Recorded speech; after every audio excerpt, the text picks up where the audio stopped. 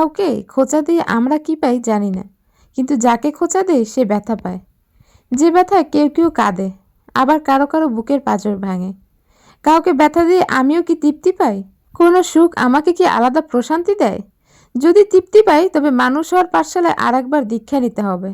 কাউকে ব্যথা দিয়ে যদি সুখী হই তবে অসুখ এমনভাবে ভেতরকে গ্রাস করেছে যেখানে সব শুদ্ধতা অশুদ্ধ হয়ে গেছে। কারো দুর্বলতায় আঘাত করে, কারো আমানতকে খেয়ানত করে যারা পৈশাচিক আনন্দ পায় তারা মানুষ কম, পশু বেশি। যারা মানুষকে নিয়ে হাসে, পরের নিন্দা করে বাঁচে, তাদের মানবৈকল্যের চিকিৎসা দরকার।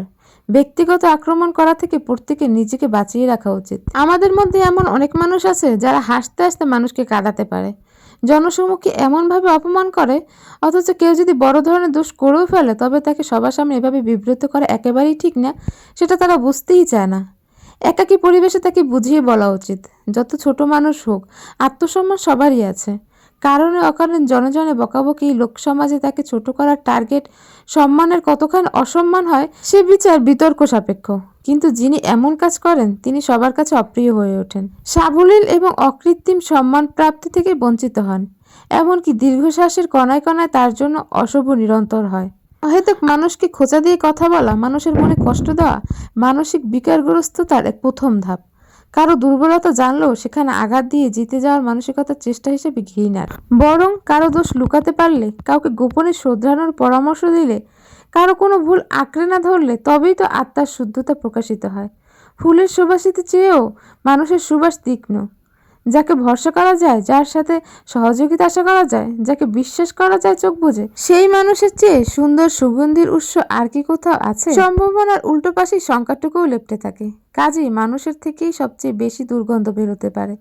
যে মানুষ অপরের ক্ষতির কারণ খোঁজে, অপরের মানসিক পরিস্থিতি না বোঝে, তাদের সাথে সময় কাটানো কঠিন।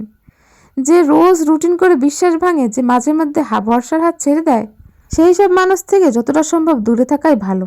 কারণ মানুষের উপর বিশ্বাস স্থাপনের সিঁড়ি যারা পিচ্ছিল করে তারা নিজেরাই ট্র্যাপে পড়ে একসময় নিজেরাই হারে। সবাই ছাড় দিতে পারে, মাফ করতে পারে চোখ বুঝে, কিন্তু প্রকৃতির স্রোত ফিরে আসে। জি, মানুষ হিসেবে ভালো মানুষ হওয়া বাঞ্ছনীয়। যে মানুষকে ব্যথা দেয় না, মানুষের দেওয়া কথা ফিরিয়ে নেয় না, সেই তো মানুষ। ধরার সুযোগ থাকার পরও ক্ষমা করার মাঝে সৌন্দর্য আছে।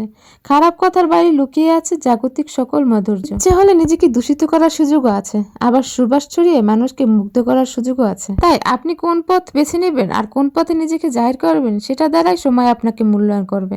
তবে আপনি ভালো হলে একটি পরিবর্তিত সমাজ এবং সংসারের স্বপ্ন দেখতে পারবেন। যাই হোক, বলতে বলতে অনেক কথাই বলে ফেললাম। সবাই ভালো থাকবেন, সুস্থ থাকবেন, স্মৃতিস ডায়েরির পাশেই থাকবেন। ধন্যবাদ।